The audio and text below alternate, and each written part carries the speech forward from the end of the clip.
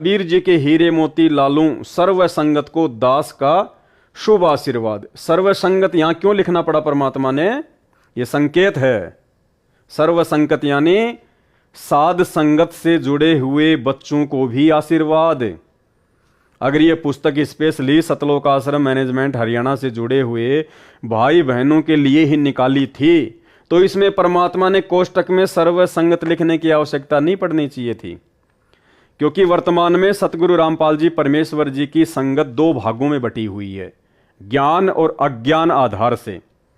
अज्ञान में सतलोक आश्रम मैनेजमेंट हरियाणा से जुड़े हुए भाई बहन फंसे हुए हैं और ज्ञान आधार से साध संगत से जुड़े हुए भाई बहन अपनी भक्ति कर रहे हैं।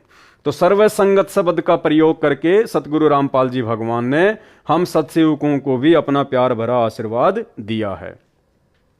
आप सभी की अटूट श्रद्धा गुरुदेव के चरणों में सदा बनी रहे। क्यों भाई? गुरुदेव के चरणों में क्यों बनी रहे? जब भगवान ये हैं, संगत इनकी है, तो चरणों में श्रद्धा, अटूट श्रद्धा भी तो इन्हीं के होनी चाहिए ना।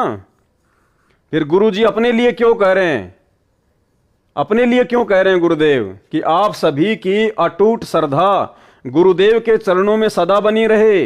अगर गुरुदेव के चरणों में ही अटूट श्रद्धा और सदा के लिए बना के रखनी है तो फिर इनका क्या करें हम? इनको फिर हम क्या करें? क्या इनमें श्रद्धा नहीं बनानी?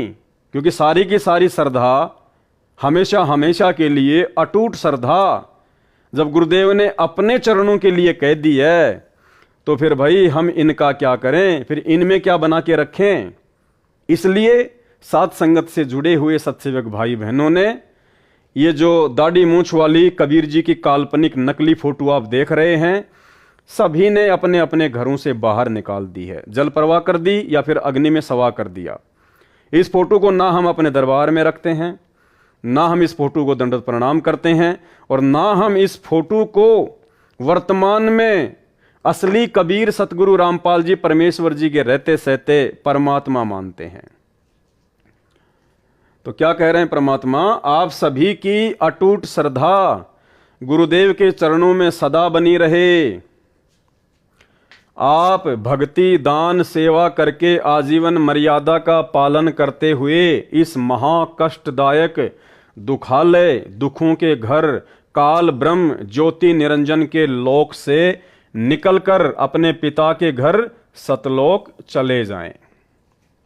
आपको एक पत्र भेज रहा हूं। यह पत्र पूरा 80 पेज का पूरा लेटर आपको एक पत्र भेज रहा हूं। यह गुरुदेव स्वामी राम देवानंद जी के लगाए बाग के पेड़ पौधों में लगे कीड़ों से रक्षा करेगा।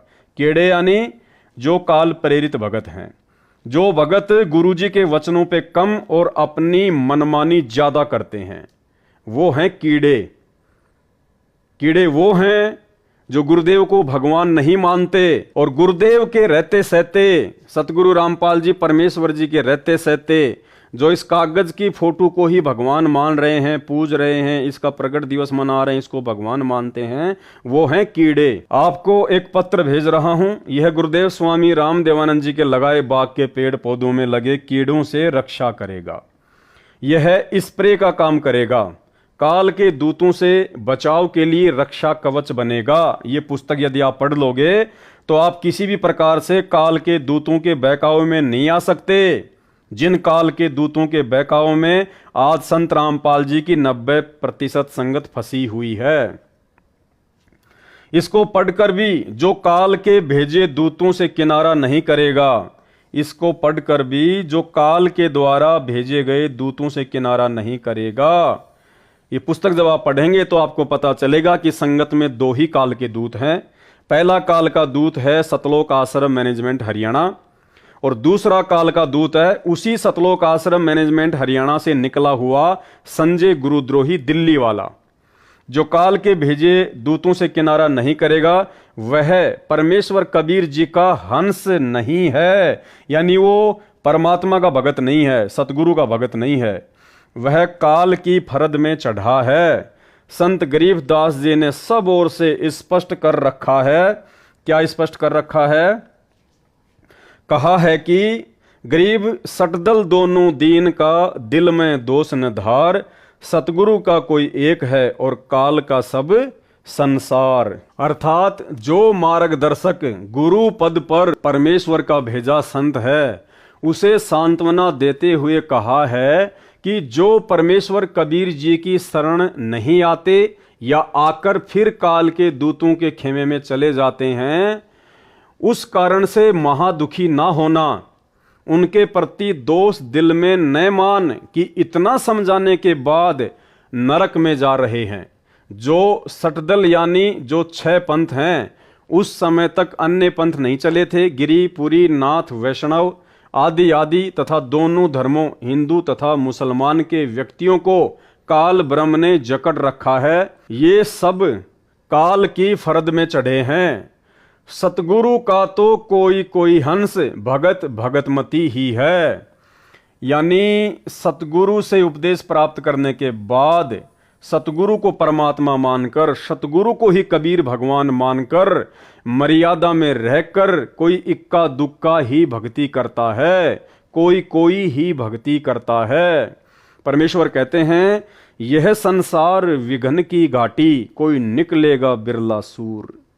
दास गरीब कहे नर लोई, और सतगुरु को चीने बिरला कोई। सतगुरु का तो कोई कोई हंस, भगत भगतमती है, वह दृढ़ रहेगा, आजीवन वही दृढ़ रहकर भक्ति कर पाएगा।